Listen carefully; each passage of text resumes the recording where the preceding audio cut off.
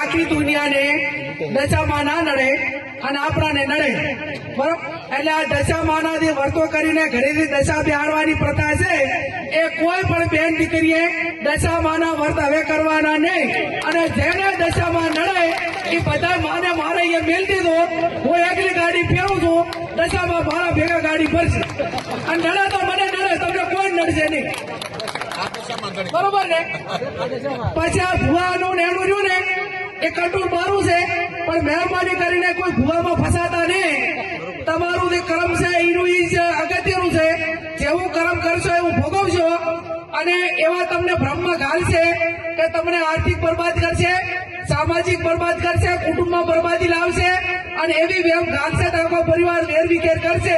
એટલે મહેરબાની કરીને કોઈ પણ પ્રકારનું દખ હોય તો ડોક્ટરને બતાવવું, હગાવાલાને બતાવવું, એને વાત કરવાની, કોઈ પણ અકામણ હોય તો વાત કરવાની, 5 જણા મિત્રોને કહેવાનું, પણ ચાહે અંધશ્રદ્ધામાં આવવાનું ને.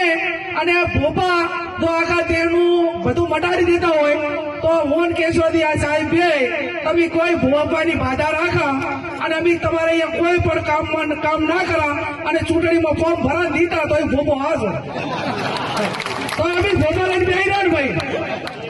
તો સવારે 5 વાગે ઉઠીને રાતે વગાતા સુધી બાધામાં શેર ઝૂડ લઈને ફરવાનું કોઈ કારણ કરો તો ભાઈ ભોપો દીધારી છે. એટલે ચાહે ભોપાની વાતરી જે ભોપા હોય માફ કરે ને કે પેલો આપણો ના નડે ભાગ, બરોબર? એટલે આ માત્ર ભ્રમો છે, માત્ર કમાણીને સાધન છે, ટોકા રસ્તા છે.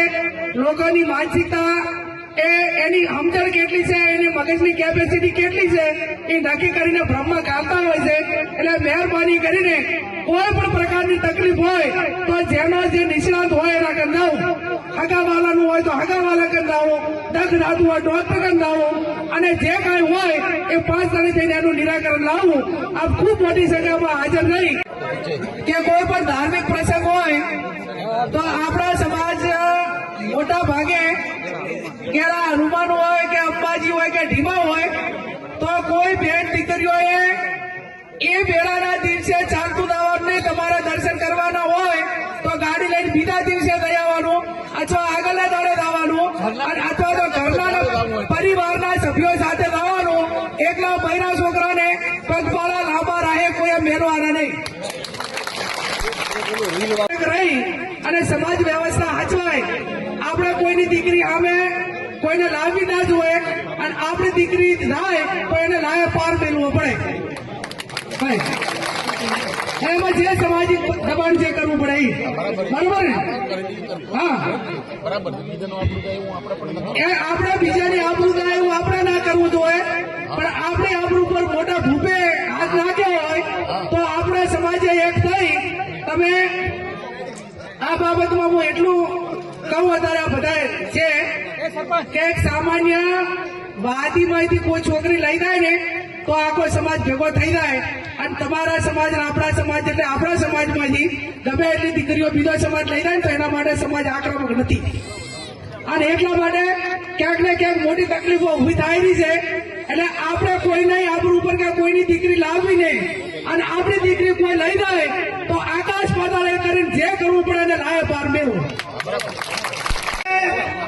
લગ્ન કરવા જાન લઈને એના આરાના ઘરે થાય એ ટાઈમે સંપૂર્ણ રીતે દાઢી પછી વાળનું જે આપણાને સંસ્કૃતિ પ્રમાણે શોભે પ્રમાણે અને કમ્પ્લેટ વ્યવસ્થિત બાકીનું પીડી બરોબર, પણ બાકીને દાઢી કાઢીને વ્યવસ્થિત રીતે વરરાજા લાગે ને એવો થઈને દાનમાં પહેર્યો એને વરરાજા તરીકે જાઓ.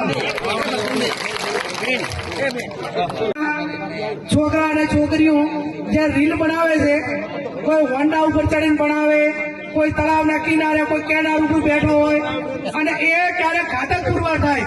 એટલે આ તમામ પ્રકારના ટેકનોલોજી આ બાજુ ભમરા તમને બધે લાગુ પડે. આ દવાની કોઈ પણ પ્રકારની કોઈ રીલો ખરાબ બનાવવાની નહીં. તમે ધાર્મિક રીલ બનાવો, સમાજના પ્રસંગ માટેની બનાવો, કોઈ સંતના ભજન માટેની બનાવો એ બરોબર છે. બાકી કોઈ સંસ્કૃતિના આડઅસર અને પરિવારોને કે બેન દીકરી ઉપર ખરાબ એની ઓલી પડે એવી કોઈ ટેકનોલોજીની રીલો બનાવવાની નહીં.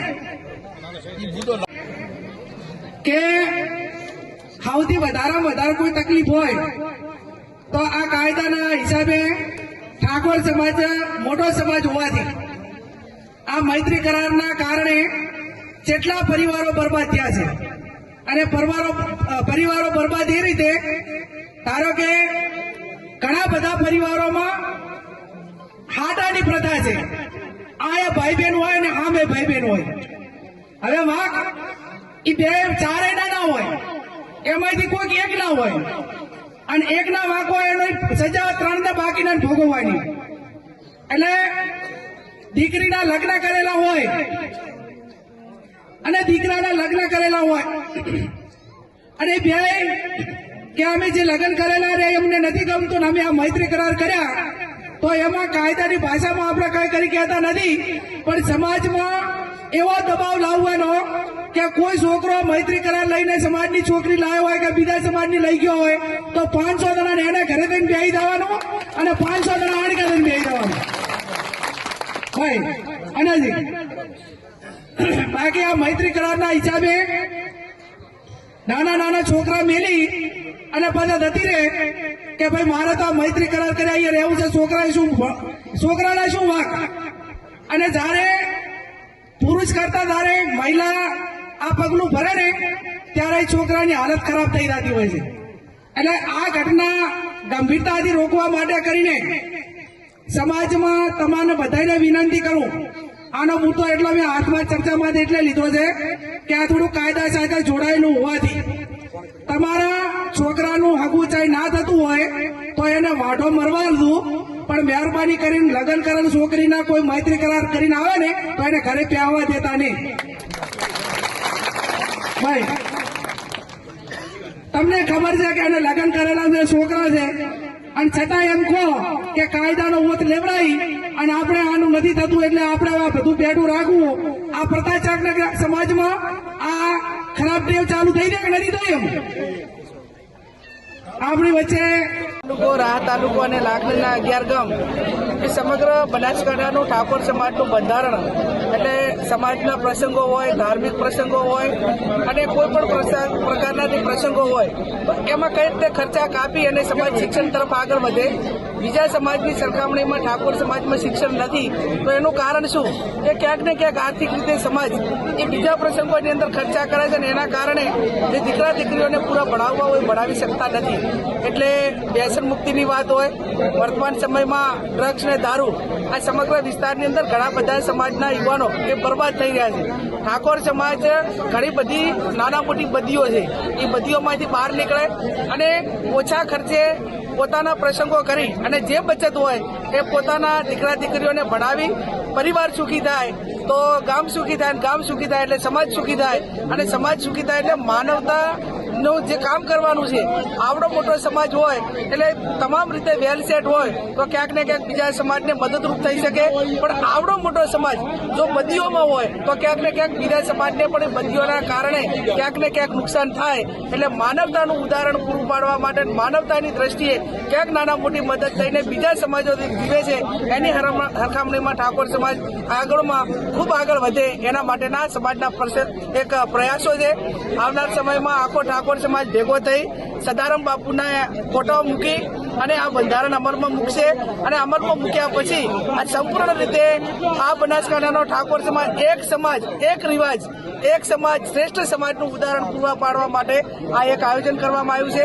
એમાં બધા યુવાનોએ ભાગ લીધો, સમાજના સર્વપક્ષીય રાજકીય પક્ષીય આગેવાનોએ પણ ભાગ લીધો અને સમાજની સમરસતાનો પુરાવો, એક સમરસતાનું ઉદાહરણ પૂરું પાડ્યું. એ બદલ સૌનો ખૂબ હૃદયપૂર્વક આભાર. ખાસ કરીને બેન જે તમે કીધું કે ભુવાઓ પાસે ન જાઓ સમાજને શું કહીશું?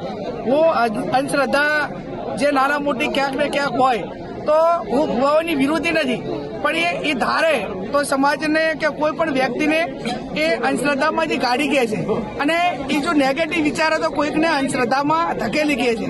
તો સમાજમાં જે ભુવાઓ હોય, જે સમાજના ભુવાઓ હોય પણ સમાજને અંધશ્રદ્ધામાંથી દરેક જે માનવ કહેવાય એ માનવને અંધશ્રદ્ધામાંથી બહાર કાઢીને એને જે પ્રકારની તકલીફ હોય એના